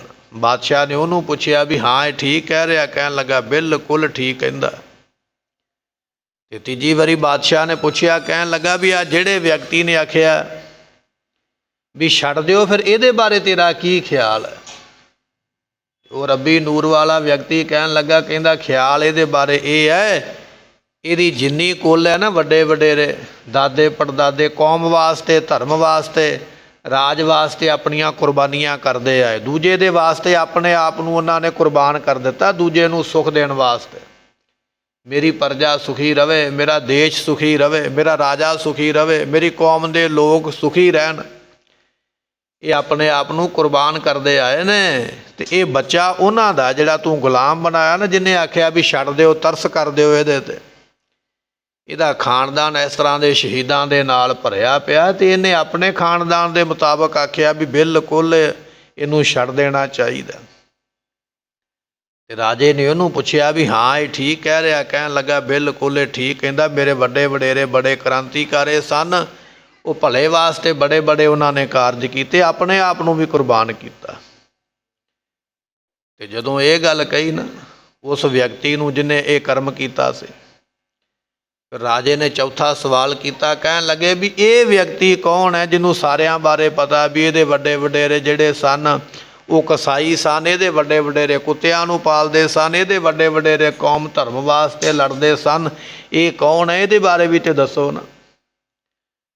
ਤੇ ਜਿਸ ਗੁਲਾਮ ਨੇ ਆਖਿਆ ਸੀ ਨਾ ਵੀ ਇਹਨੂੰ ਛੱਡ ਦਿੱਤਾ ਜਾਵੇ, ਉਹ ਬੋਲਿਆ, ਕਹਿਣ ਲੱਗਾ ਮੈਂ ਦੱਸਦਾ ਵੀ ਇਹ ਕੌਣ ਹੈ। ਇਹ ਉਹ ਹੈ ਜਿਹਦੇ ਦਰਸ਼ਨਾਂ ਵਾਸਤੇ ਤੂੰ ਉਸ ਫਕੀਰ ਨੂੰ ਆਖਿਆ ਸੀ, ਗਰੀਬ ਨੂੰ ਆਖਿਆ ਸੀ ਵੀ ਜਾ ਜਾ ਕੇ ਮਾਲਾ ਫੇਰ ਤੇ ਮੈਨੂੰ ਨਬੀ ਦੇ ਦਰਸ਼ਨ ਹੋਣ। ਇਹ ਉਹ ਨਬੀ ਹੈ ਜਿਹੜਾ ਤੇਰੇ ਦਰਬਾਰ ਵਿੱਚ ਬੈਠਾ ਹੈ, ਉਹ ਬੰਦਿਆਂ ਦੇ ਵਿੱਚ ਹੀ ਬੈਠਾ ਹੈ, ਇਨਸਾਨਾਂ ਵਿੱਚ ਹੀ ਬੈਠਾ, ਦੁਨੀਆ ਵਿੱਚ ਹੀ ਬੈਠਾ ਹੋਇਆ। ਬੰਦਿਆ ਰੱਬ ਤੇਰੇ ਤੋਂ ਵੱਖ ਨਹੀਂ, ਪਰ ਤੇਰੀ ਵੇਖਣ ਵਾਲੀ ਅੱਖ ਨਹੀਂ ਹੈ, ਤੇਰੇ ਕੋਲ ਹੀ ਸੀਗਾ ਪਰ ਤੂੰ ਉਸ ਨੂੰ ਪਛਾਣ ਨਹੀਂ ਸਕਿਆ। ਮਹਾਰਾਜ ਇੱਥੇ ਕਹਿ ਰਹੇ ਨੇ, ਕਹਿਣ ਲੱਗੇ ਜੈਸੀ ਭੁੱਖੇ ਪ੍ਰੀਤ ਅਨਾਜ, ਭੁੱਖੇ ਬੰਦੇ ਦੀ ਸਭ ਤੋਂ ਵੱਡੀ ਪ੍ਰੀਤੀ ਅਨਾਜ ਦੇ ਨਾਲ ਹੈ, ਭੋਜਨ ਦੇ ਨਾਲ ਹੈ। ਤੇ ਭੋਜਨ ਵਾਸਤੇ ਉਹ ਆਪਣੀ ਕੁਰਬਾਨੀ ਵੀ ਦੇ ਸਕਦਾ, ਮਰ ਵੀ ਸਕਦਾ ਤੇ ਮਾਰ ਵੀ ਸਕਦਾ। ਜਿਵੇਂ ਭੁੱਖੇ ਬੰਦੇ ਦਾ ਪ੍ਰੇਮ ਅਨਾਜ ਦੇ ਨਾਲ ਹੈ, ਰੱਬ ਦਿਆਂ ਭਗਤਾਂ ਦਾ ਪ੍ਰੇਮ ਰੱਬ ਦੇ ਨਾਲ ਹੈ। ਐਸਾ ਰੱਬ ਦੇ ਨਾਲ ਉਹ ਪ੍ਰੇਮ ਕਰਦੇ ਰੱਬ ਦੇ ਭਗਤ। ਜੈਸੀ ਭੂਖੇ ਪ੍ਰੀਤ ਅਨਾਜ, ਤ੍ਰਿਖਾਵੰਤ ਜਲ ਸੇਤੀ ਕਾਜ। ਤ੍ਰਿਖਾਵੰਤ ਤੋਂ ਭਾਵ ਪਿਆਸਾ ਹੋਇਆ, ਪਿਆਸੇ ਬੰਦੇ ਨੂੰ ਪਿਆਸ ਲੱਗੀ ਹੈ, ਭੱਜ ਕੇ ਪਾਣੀ ਵੱਲ ਹੀ ਜਾਏਗਾ। ਪਿਆਸਾ ਬੰਦਾ ਪਾਣੀ ਨਾਲ ਪਿਆਰ ਕਰਦਾ, ਭੁੱਖਾ ਅਨਾਜ ਦੇ ਨਾਲ ਪਿਆਰ ਕਰਦਾ ਹੈ। ਜੈਸੀ ਮੂੜ ਕੁਟੰਬ ਪਰਾਇਣ, ਐਸੀ ਨਾਮੇ ਪ੍ਰੀਤ ਨਰਾਇਣ। ਮੂੜ ਤੋਂ ਭਾਵ ਮੂਰਖ, ਜਿਵੇਂ ਮੂਰਖ ਬੰਦਾ ਆਪਣੇ ਪਰਿਵਾਰ ਦੇ ਆਸਰੇ ਹੈ, ਉਹਨੂੰ ਪਤਾ ਵੀ ਮੇਰਾ ਪਰਿਵਾਰ ਬਿਨਾਂ ਮੇਰਾ ਗੁਜ਼ਾਰਾ ਕੋਈ ਨਹੀਂ, ਮੇਰਾ ਪਰਿਵਾਰ ਹੀ ਮੈਨੂੰ ਪਾਲ ਸਕਦਾ। ਮੂਰਖ ਵਿਅਕਤੀ ਜਿਵੇਂ ਪਰਿਵਾਰ ਦੇ ਆਸਰੇ ਹੈ, ਪਰਿਵਾਰ ਨੂੰ ਪਿਆਰ ਕਰਦਾ ਹੈ। ਨਾਮਦੇਵ ਜੀ ਕਹਿਣ ਲੱਗੇ ਐਸੀ ਨਾਮੇ ਪ੍ਰੀਤ ਨਰਾਇਣ, ਐ ਨਰਾਇਣ ਮੇਰੀ ਐਸੀ ਪ੍ਰੀਤੀ ਤੇਰੇ ਨਾਲ ਹੈ। ਨਾਮੇ ਪ੍ਰੀਤ ਨਰਾਇਣ ਲਾਗੀ, ਐ ਨਰਾਇਣ ਮੇਰੀ ਪ੍ਰੀਤੀ ਤੇਰੇ ਨਾਲ ਲੱਗੀ ਹੋਈ ਹੈ। ਸਹਿਜ ਸੁਭਾਏ ਭਇਓ ਬੈਰਾਗੀ ਰਹਾਓ, ਜੈਸੀ ਪਰ ਪੁਰਖਾ ਰਤ ਨਾਰੀ। ਤੇ ਕਹਿਣ ਲੱਗੇ ਲੋਭੀ ਨਰ ਧਨ ਕਾ ਹਿਤਕਾਰੀ। ਵਿਕਾਰੀ ਬੰਦੇ ਨੂੰ ਪਰਾਏ ਸਰੀਰ ਚੰਗੇ ਲੱਗਦੇ, ਲੋਭੀ ਬੰਦੇ ਨੂੰ ਪਰਾਇਆ ਧਨ ਚੰਗਾ ਲੱਗਦਾ। ਕਾਮੀ ਪੁਰਖ ਕਾਮਨੀ ਪਿਆਰੀ, ਕਾਮ ਵਾਸ਼ਨਾ ਵਾਲੇ ਵਿਅਕਤੀ ਨੂੰ ਉਸ ਤਰ੍ਹਾਂ ਦੇ ਅੱਗੋਂ ਵਾਸ਼ਨਾ ਵਾਲੇ ਸਰੀਰ ਤੇ ਲੋਕ ਚੰਗੇ ਲੱਗਦੇ। ਐਸੀ ਨਾਮੇ ਪ੍ਰੀਤ ਮੁਰਾਰੀ। ਨਾਮਦੇਵ ਜੀ ਕਹਿੰਦੇ ਐ ਪਰਮਾਤਮਾ ਮੇਰੀ ਪ੍ਰੀਤੀ ਐਸੀ ਤੇਰੇ ਨਾਲ ਹੈ। ਗੁਰੂ ਅਰਜਨ ਦੇਵ ਪਾਤਸ਼ਾਹ ਕਹਿਣ ਲੱਗੇ, ਕਹਿੰਦੇ ਮੰਗਰ ਮਾਹੇ ਸੁਹੰਦੀਆਂ ਹਰ ਪਿਰ ਸੰਗ ਬੈਠੜੀਆਂ। ਮੱਘਰ ਦੇ ਮਹੀਨੇ ਵਿੱਚ ਜੀਵ ਰੂਪ ਇਸਤਰੀਆਂ ਉਹ ਸ਼ੋਭਦੀਆਂ ਨੇ ਜਿਹੜੀਆਂ ਪਤੀ ਪਰਮਾਤਮਾ ਦੇ ਨਾਲ ਬੈਠੀਆਂ, ਸੰਗ ਬੈਠੀਆਂ, ਪ੍ਰਾਪਤ ਕਰਨ ਵਾਲੀਆਂ, ਜਿਨ੍ਹਾਂ ਦੀ ਪ੍ਰੀਤੀ ਐਸੀ ਬਣ ਗਈ ਪਰਮਾਤਮਾ ਦੇ ਨਾਲ। ਜਿਵੇਂ ਭੁੱਖੇ ਦੀ ਅਨਾਜ ਦੇ ਨਾਲ ਹੈ, ਗੁਰਮੁਖਾਂ ਦੀ ਪ੍ਰੀਤੀ ਪਰਮਾਤਮਾ ਦੇ ਨਾਲ ਹੈ। ਤਿਨ ਕੀ ਸੋਭਾ ਕਿਆ ਗਣੀ, ਉਹਨਾਂ ਦੀ ਸੋਭਾ ਭਾਈ ਗਿਣੀ ਮਿਣੀ ਨਹੀਂ ਜਾ ਸਕਦੀ। ਜਿਹੜੀਆਂ ਜੀਵ ਇਸਤਰੀਆਂ ਪਰਮਾਤਮਾ ਨੂੰ ਮਿਲ ਗਈਆਂ, ਪਾ ਗਈਆਂ, ਉਹਨਾਂ ਦੀ ਸ਼ੋਭਾ ਗਿਣੀ ਨਹੀਂ ਜਾਂਦੀ ਹੈ। ਜੇ ਸਾਹਿਬ ਮੇਲੜਿਆ, ਸਾਹਿਬ ਪਰਮਾਤਮਾ ਨੇ ਆਪਣੇ ਨਾਲ ਮੇਲ ਲਿਆ ਹੈ। ਮੇਲਦਾ ਵੀ ਉਹ ਆਪੇ ਹੀ ਹੈ, ਜਿਨ੍ਹਾਂ ਨੂੰ ਆਪ ਕਿਰਪਾ ਕਰਕੇ ਆਪਣੇ ਨਾਲ ਮੇਲ ਲੈਂਦਾ ਹੈ। ਤਨ ਮਨ ਮੌਲਿਆ ਰਾਮ ਸਿਓ, ਸੰਗ ਸਾਧ ਸਹੇਲੜੀਆ। ਜਿਨ੍ਹਾਂ ਗੁਰਮੁਖਾਂ ਨੇ ਸੰਤਾਂ ਦੀ ਸਾਧੂਆਂ ਦੀ ਸੰਗਤ ਵਿੱਚ ਬੈਠਣਾ ਕੀਤਾ, ਤੇ ਸਭ ਤੋਂ ਵੱਡੀ ਸੰਗਤ ਇਹ ਸਤ ਸੰਗਤ ਹੈ ਜਿਹਦੇ ਵਿੱਚ ਆਪਾਂ ਆ ਕੇ ਬੈਠੇ। ਕਹਿਣ ਲੱਗੇ ਜਿਹੜੇ ਗੁਰਮੁਖ ਸਤ ਸੰਗਤ ਵਿੱਚ ਆਪਣੇ ਆਪ ਨੂੰ ਮਿਲਦੇ ਨੇ, ਸਤ ਸੰਗਤ ਵਿੱਚ ਆ ਕੇ ਬੈਠਦੇ ਨੇ, ਸੰਤਾਂ ਦੀ ਸੰਗਤ ਵਿੱਚ ਬੈਠਦੇ, ਰਾਮ ਦੇ ਨਾਮ ਨੂੰ ਜਪਦੇ ਪਏ, ਤਨ ਮਨ ਮੌਲਿਆ, ਉਹਨਾਂ ਦਾ ਤਨ ਵੀ ਪ੍ਰਫੁੱਲਤ ਹੋ ਗਿਆ, ਮਨ ਵੀ ਪ੍ਰਫੁੱਲਤ ਹੋ ਗਿਆ, ਮਨ ਵੀ ਖਿੜ ਗਿਆ, ਤਨ ਵੀ ਖਿੜ ਗਿਆ। ਦੁਨੀਆ ਦੇ ਲੋਕ ਵਿਕਾਰਾਂ ਵਿੱਚ ਸਰੀਰ ਵੀ ਸੜ ਗਏ ਨੇ, ਮਨ ਵੀ ਸੜ ਗਏ ਨੇ, ਹਰ ਵੇਲੇ ਚਿੰਤਾ, ਹਰ ਵੇਲੇ ਫਿਕਰ ਹੈ। ਸਰੀਰ ਦੀ ਮੁਖ ਦੀ ਕ੍ਰਾਂਤੀ ਤੋਂ ਪਤਾ ਲੱਗ ਜਾਂਦਾ ਕਿੰਨਾ ਫਿਕਰਾਂ ਵਿੱਚ ਡੁੱਬਿਆ ਹੋਇਆ, ਕਿੰਨਾ ਉਦਾਸ ਹੈ। ਉਮਰਾਂ ਤੋਂ ਪਹਿਲਾਂ ਹੀ ਵਿਅਕਤੀ ਬੁੱਢਾ ਹੋ ਰਿਹਾ, ਉਹਦਾ ਕਾਰਨ ਕੀ ਹੈ? ਫਿਕਰ ਹੈ, ਚਿੰਤਾ, ਟੈਨਸ਼ਨ ਪੈ ਗਈ ਹੈ। ਪਰ ਜਿਹੜੇ ਗੁਰਮੁਖ ਨੇ ਨਾ, ਉਹਨਾਂ ਦਾ ਚਿੱਤ ਵੀ ਖਿੜਿਆ ਰਹਿੰਦਾ ਤੇ ਉਹਨਾਂ ਦਾ ਸਰੀਰ ਵੀ, ਉਹਨਾਂ ਦਾ ਮੁਖ ਵੀ ਖਿੜੇ ਰਹਿੰਦੇ। ਕਿਉਂ? ਉਹਨਾਂ ਦੀ ਪ੍ਰੀਤੀ ਪਰਮਾਤਮਾ ਦੇ ਨਾਲ ਹੈ। ਸਾਧ ਜਨਾਂ ਤੇ ਬਾਹਰੀ। ਜਿਹੜੀਆਂ ਜੀਵ ਇਸਤਰੀਆਂ ਸਤ ਸੰਗਤ ਤੋਂ ਬਾਹਰ ਹੀ ਰਹਿੰਦੀਆਂ, ਸਤ ਸੰਗਤ ਵਿੱਚ ਨਹੀਂ ਬੈਠਦੀਆਂ ਹਨ, ਗੁਰੂ ਦੇ ਸੰਗ ਵਾਲੇ ਜਿਹੜੇ ਨਹੀਂ ਬਣਦੇ ਹਨ, ਸੇ ਰਹਿਣ ਕੇ ਲੜੀਆ। ਉਹ ਇਕੱਲੇ ਹੀ ਰਹਿ ਜਾਂਦੇ। ਜਿਉਂ ਬੁਆੜ ਤਿਲ ਖੇਤ ਮਾਹੇ ਦੁਹੇਲਾ, ਮਹਾਰਾਜ ਜੀਆਂ ਦਾ ਬਚਨ ਹੈ ਨਾ, ਗੁਰੂ ਅਰਜਨ ਦੇਵ ਪਾਤਸ਼ਾਹ ਦਾ। ਖੇਤ ਬੀਜਿਆ ਨਾ, ਕਣਕ ਬੀਜੀ ਹੋਈ ਹੈ ਜ਼ਿਮੀਂਦਾਰ ਨੇ, ਕਣਕ ਦੇ ਉਹ ਸਿੱਟੇ ਵੱਢੇ ਗਏ ਜਿਨ੍ਹਾਂ ਨੂੰ ਅਨਾਜ ਦੇ ਦਾਣੇ ਪੈ ਗਏ ਨੇ, ਤੇ ਕਿਸਾਨ ਨੇ ਵੱਢ ਕੇ ਦਾਣੇ ਚੰਗੀ ਤਰ੍ਹਾਂ ਸਾਂਭ ਕੇ ਆਪਣੇ ਘਰ ਰੱਖ ਲਏ। ਪਰ ਜਿਹੜਾ ਉਹ ਅਨਾਜ ਦਾ ਸਿੱਟਾ ਖਾਲੀ ਹੈ ਨਾ, ਕਾਲਾ ਹੋ ਗਿਆ, ਉਹਦੀਆਂ ਡੋਡੀਆਂ ਦੇ ਵਿੱਚ ਦਾਣੇ ਨਹੀਂ, ਕਾਲਖ ਹੈ, ਉਸ ਨੂੰ ਕਿਹਾ ਜਾਂਦਾ ਬੁਆੜ ਤਿਲ, ਖਾਲੀ ਤਿਲ ਦਾ ਬੂਟਾ ਖਾਲੀ, ਡੋਡੀ ਵਿੱਚ ਕਾਲਖ ਹੀ ਹੈ, ਹੋਰ ਕੁਝ ਨਹੀਂ ਹੈ। ਤੇ ਕਹਿਣ ਲੱਗੇ ਉਹ ਫਿਰ ਕਿਸਾਨ ਵੱਢਦਾ ਨਹੀਂ, ਉਹਨੂੰ ਛੱਡ ਦਿੰਦਾ ਖੇਤ ਵਿੱਚ ਵੀ, ਮੈਂ ਇਹਦਾ ਕੀ ਕਰਨਾ, ਕਾਲਖ ਹੱਥਾਂ ਨੂੰ ਲੱਗੇਗੀ, ਬਾਕੀ ਤਿਲਾਂ ਨੂੰ ਵੀ ਖਰਾਬ ਕਰੇਗਾ। ਉਹ ਵਿਚਾਰਾ ਇਕੱਲਾ ਹੀ ਤਿਲ ਦਾ, ਉਹ ਜਿਹੜੀ ਡੋਡੀ ਹੈ ਨਾ, ਉਹ ਬੂਟਾ ਇਕੱਲਾ ਹੀ ਖੇਤ ਵਿੱਚ ਇੱਧਰ ਉੱਧਰ ਹਿੱਲਦਾ ਪਿਆ, ਕਦੇ ਪਸ਼ੂਆਂ ਦੇ ਪੈਰਾਂ ਥੱਲੇ ਆਉਂਦਾ, ਕਦੇ ਕਿਸ ਤਰ੍ਹਾਂ, ਕਦੇ ਕਿਸ ਤਰ੍ਹਾਂ, ਬੜਾ ਦੁਖੀ ਹੋਇਆ ਪਿਆ। ਇਕੱਲਾ ਹੈ ਔਰ ਦੁਖੀ ਹੈ। ਦੁਖੀ ਤਾਂ ਹੈ ਕਿ ਉਹ ਅਨਾਜ ਦੇ ਸਮੇਤ ਨਹੀਂ ਹੋਇਆ, ਗੁਣਾਂ ਦੇ ਸਮੇਤ ਨਹੀਂ ਹੋਇਆ। ਸਤਿਗੁਰੂ ਪਾਤਸ਼ਾਹ ਕਹਿਣ ਲੱਗੇ ਇਸੇ ਤਰ੍ਹਾਂ ਸਤ ਸੰਗਤ ਤੋਂ ਬਾਹਰ ਹੀ ਰਵੇਂਗਾ ਨਾ ਗੁਰਮੁਖਾ, ਤੂੰ ਵੀ ਗੁਣਾਂ ਵਾਲਾ ਨਹੀਂ ਬਣੇਗਾ, ਗੁਣਵਾਨ ਨਹੀਂ ਬਣੇਗਾ, ਚੰਗੇ ਗੁਣ ਤੇਰੇ ਵਿੱਚ ਨਹੀਂ ਆਉਣਗੇ। ਐਸ ਲੋਕ ਦੇ ਵਿੱਚ ਵੀ ਇਕੱਲਾ ਤੇ ਪਰਲੋਕ ਦੇ ਵਿੱਚ ਵੀ। ਨੰਗਾ ਦੋਜਕ ਚਾਲਿਆ ਤਾਂ ਦਿਸੈ ਖਰਾ, ਡਰਾਵਨਾ ਕਰੇ ਅਵਗੁਣ ਪਛੋਤਾਵਨਾ। ਫਿਰ ਪਛਤਾਵਾ ਉੱਥੇ, ਡਰਾਉਣਾ ਉੱਥੇ ਵੀ ਇਕੱਲਾ, ਇੱਥੇ ਵੀ ਇਕੱਲਾ। ਜਿਹੜੇ ਸੰਗਤ ਵਿੱਚ ਨਹੀਂ ਆਉਂਦੇ ਉਹ ਇਕੱਲੇ ਰਹਿ ਜਾਂਦੇ, ਦੁਖੀ ਹੁੰਦੇ ਹਨ। ਤਿੰਨ ਦੁੱਖ ਨਾ ਕਬਹੁ ਉਤਰੈ। ਐਸੇ ਮਨਮੁਖਾਂ ਦੇ ਕਦੇ ਦੁੱਖ ਉਤਰਦੇ ਹੀ ਨਹੀਂ। ਇੱਕ ਦੁੱਖ ਉਤਰਿਆ ਦੂਜਾ ਲੱਗਿਆ, ਦੂਜੇ ਤੋਂ ਬਾਅਦ ਵਿੱਚ ਤੀਜਾ ਲਿਖਿਆ, ਐਸਿਆਂ ਦੇ ਦੁੱਖ ਕਦੇ ਉਤਰਦੇ ਨਹੀਂ ਹਨ। ਸੇ ਜਮ ਕੈ ਵਸ ਪੜਿਆ। ਉਹ ਜਮਾਂ ਦੇ ਵਾਸੀ ਪੈ ਰਹਿੰਦੇ। ਇੱਕ ਜਨਮ ਵਿੱਚੋਂ ਨਿਕਲੇ, ਜਮਾਂ ਦੇ ਕੋਲ ਗਏ, ਮਾਰ ਖਾਧੀ, ਫਿਰ ਦੂਜੇ ਜਨਮ ਵਿੱਚ ਆ ਗਿਆ, ਦੂਜੇ ਵਿੱਚੋਂ ਨਿਕਲੇ, ਮਾਰ ਖਾਧੀ, ਤੀਜੇ ਜਨਮ ਵਿੱਚ ਚਲੇ ਗਿਆ। ਐਸੇ ਮਨਮੁਖ ਜੀਵ ਜਿਹੜੇ ਨੇ ਵਾਰ-ਵਾਰ ਜਨਮਾਂ ਵਿੱਚ ਤੁਰੇ ਫਿਰਦੇ ਹਨ। ਜਿਨੀ ਰਾਵਿਆ ਪ੍ਰਭ ਆਪਣਾ। ਸਤਿਗੁਰੂ ਪਾਤਸ਼ਾਹ ਕਹਿਣ ਲੱਗੇ ਜਿਨ੍ਹਾਂ ਨੇ ਹਰੀ ਹਰ ਪਰਮੇਸ਼ਰ ਨੂੰ ਰਾਵਿਆ ਹੈ, ਪਰਮੇਸ਼ਰ ਨੂੰ ਮਾਣਿਆ ਹੈ, ਜਿਹੜੇ ਉਸ ਦੇ ਨਾਮ ਨੂੰ ਉਚਾਰਦੇ ਜਪਦੇ ਹਨ, ਸੇ ਦਿਸਣ ਨਿਤ ਖੜਿਆ। ਦੇ ਦਰ ਤੇ ਪ੍ਰਵਾਨ ਹੋਏ, ਜਿਸੇ ਵੇਖੇ ਜਾਂਦੇ ਨੇ। ਜਿਨ੍ਹਾਂ ਨੇ ਪਰਮਾਤਮਾ ਦੇ ਨਾਮ ਨੂੰ ਉਚਾਰਿਆ ਹੈ, ਜਿਹੜੇ ਵਾਹਿਗੁਰੂ ਵਾਹਿਗੁਰੂ ਦਾ ਚਿੰਤਨ ਕਰਦੇ, ਰਾਮ ਰਾਮ ਦੇ ਨਾਮ ਨੂੰ ਕਹਿੰਦੇ, ਅੱਲਾਹੂ ਦੇ ਜਾਪ ਨੂੰ ਕਰਦੇ ਪਏ। ਕਹਿਣ ਲੱਗੇ ਐਸੇ ਜਿਹੜੇ ਗੁਰਮੁਖ ਪੀਰ ਫਕੀਰ ਪੈਗੰਬਰ ਗੁਰਮੁਖ ਸਾਧੂ ਜਨ ਨੇ, ਉਹ ਰੱਬ ਦੇ ਦਰ ਤੇ ਪ੍ਰਵਾਨ ਹੋ ਗਏ, ਪਹੁੰਚ ਗਏ ਨੇ। ਤੇ ਪਾਤਸ਼ਾਹ ਕਹਿਣ ਲੱਗੇ ਜਿਨੀ ਰਾਵਿਆ ਪ੍ਰਭ ਆਪਣਾ, ਸੇ ਦਿਸਨ ਨਿਤ ਖੜੀਆ। ਰੱਬ ਦੇ ਦਰ ਤੇ ਪ੍ਰਵਾਨ ਹੋਏ ਉਹ ਗੁਰਮੁਖ ਦਿਸੇ ਜਾਂਦੇ, ਵੇਖੇ ਜਾਂਦੇ ਹਨ। ਰਤਨ ਜਵੇਹਰ ਲਾਲ ਹਰ ਕੰਠ ਤਿਨਾ ਜੜੀਆ। ਉਹਨੂੰ ਰਤਨ ਜਵੇਹਰ ਤੇ ਲਾਲ ਦੀ ਪ੍ਰਾਪਤੀ ਹੋਈ ਹੈ। ਸਭ ਤੋਂ ਮਹਿੰਗਾ ਇਹ ਗਹਿਣਾ ਹੈ, ਸਭ ਤੋਂ ਮਹਿੰਗੀਆਂ ਇਹ ਵਸਤੂਆਂ ਨੇ। ਰਤਨ ਮਹਿੰਗਾ ਹੈ, ਜਵਾਹਰਾਤ ਹੀਰੇ ਮਹਿੰਗੇ ਨੇ, ਤੇ ਲਾਲ ਸਭ ਤੋਂ ਮਹਿੰਗਾ ਹੈ। ਲਾਲ ਦੀ ਕੀਮਤ ਕੋਈ ਨਹੀਂ ਪਾ ਸਕਦਾ। ਗੁਰੂ ਨਾਨਕ ਦੇਵ ਪਾਤਸ਼ਾਹ ਨੇ ਭਾਈ ਮਰਦਾਨਾ ਜੀ ਨੂੰ ਲਾਲ ਦੇ ਕੇ ਭੇਜਿਆ ਸੀ ਨਾ, ਸਾਲ ਸਰਾਏ ਜੌਹਰੀ ਦੇ ਕੋਲ। ਤੇ ਸਾਲਸਰਾਏ ਜੌਹਰੀ ਨੇ ਆਖਿਆ ਵੀ ਮੈਂ ਇਹ ਲਾਲ ਦੀ ਕੀਮਤ ਦੇ ਹੀ ਨਹੀਂ ਸਕਦਾ, ਕੋਈ ਦੇ ਹੀ ਨਹੀਂ ਸਕਦਾ ਐਸਾ, ਇਹ ਬੇਕੀਮਤੀ ਬਹੁ ਮੁੱਲਾ ਇਹ ਲਾਲ ਹੈ। ਤੇ ਸਤਿਗੁਰੂ ਪਾਤਸ਼ਾਹ ਮਹਾਰਾਜ ਕਹਿਣ ਲੱਗੇ ਰਤਨ ਤੋਂ ਭਾਵ ਹੈ ਗੁਰਮੁਖੋ ਵੈਰਾਗ, ਵੈਰਾਗ ਰੂਪੀ ਰਤਨ ਜਿਨ੍ਹਾਂ ਦੇ ਕੋਲ ਹੈ। ਤੇ ਜਵੇਹਰ ਤੋਂ ਭਾਵ ਹੈ ਜਿਨ੍ਹਾਂ ਦੇ ਕੋਲ ਗਿਆਨ ਰੂਪੀ ਹੀਰੇ ਨੇ, ਗਿਆਨ ਦੇ ਹੀਰੇ ਜਵਾਹਰਾਤ ਜਿਨ੍ਹਾਂ ਦੇ ਕੋਲ ਨੇ। ਤੇ ਲਾਲ ਤੋਂ ਭਾਵ ਹੈ ਪ੍ਰੇਮ, ਜਿਨ੍ਹਾਂ ਦੇ ਕੋਲ ਪ੍ਰੇਮ ਹੈ, ਕਿਉਂਕਿ ਨਾ ਲਾਲ ਦਾ ਮੁੱਲ ਪਾਇਆ ਜਾ ਸਕਦਾ, ਨਾ ਪ੍ਰੇਮ ਦਾ ਮੁੱਲ ਪਾਇਆ ਜਾ ਸਕਦਾ। ਪ੍ਰੇਮ ਨੂੰ ਮੁੱਲ ਨਹੀਂ ਖਰੀਦਿਆ ਜਾਂਦਾ ਤੇ ਲਾਲ ਨੂੰ ਵੀ ਮੁੱਲ ਨਹੀਂ ਖਰੀਦਿਆ ਜਾਂਦਾ। ਪ੍ਰੇਮ ਤੇ ਆਪਣੇ ਆਪ ਪੈਦਾ ਹੋਵੇ ਤੇ ਤਾਂ ਹੈ, ਮੁੱਲ ਖਰੀਦ ਕੇ।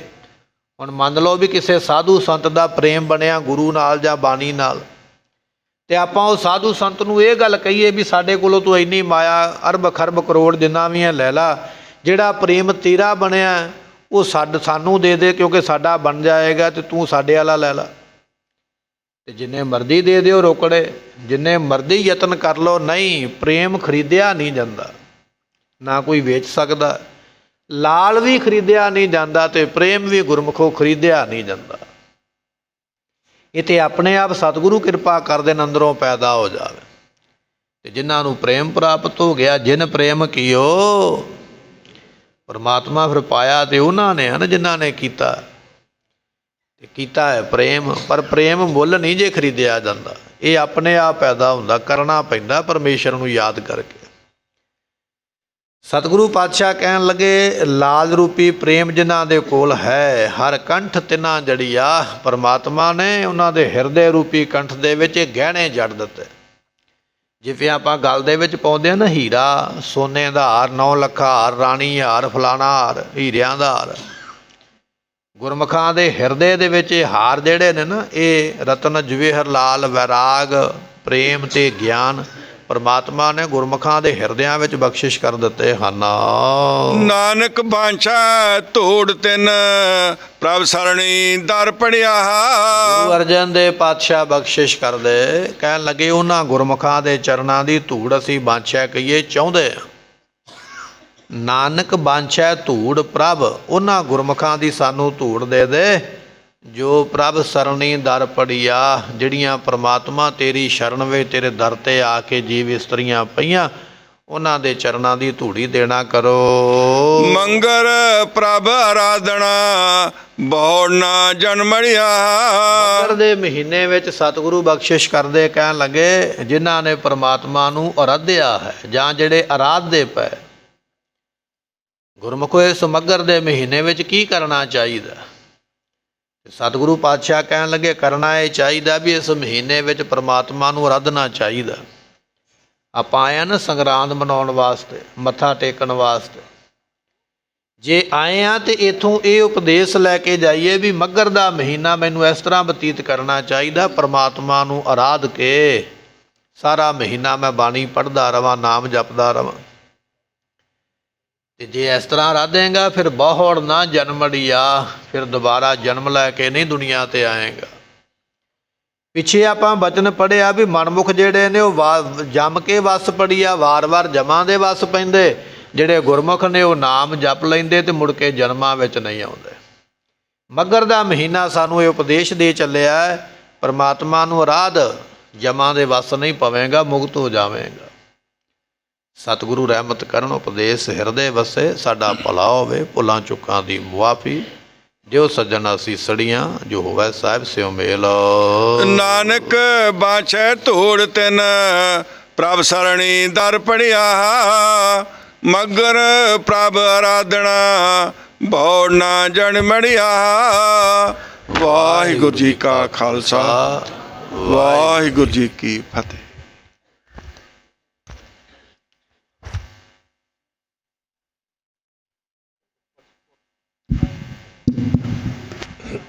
ਵਾਹਿਗੁਰੂ ਜੀ ਕਾ ਖਾਲਸਾ, ਵਾਹਿਗੁਰੂ ਜੀ ਕੀ ਫਤਿਹ। ਜੁਗੋ ਜੁਗ ਅਟਲ ਸਾਹਿਬ ਸ੍ਰੀ ਗੁਰੂ ਗ੍ਰੰਥ ਸਾਹਿਬ ਜੀ ਦੀ ਪਾਵਨ ਪਵਿੱਤਰ ਹਜ਼ੂਰੀ ਵਿੱਚ ਅੰਮ੍ਰਿਤ ਵੇਲੇ ਤੋਂ ਇਕੱਤਰ ਸਾਧ ਸੰਗਤ, ਵਾਹਿਗੁਰੂ ਜੀ ਕਾ ਖਾਲਸਾ, ਵਾਹਿਗੁਰੂ ਜੀ ਕੀ ਫਤਿਹ।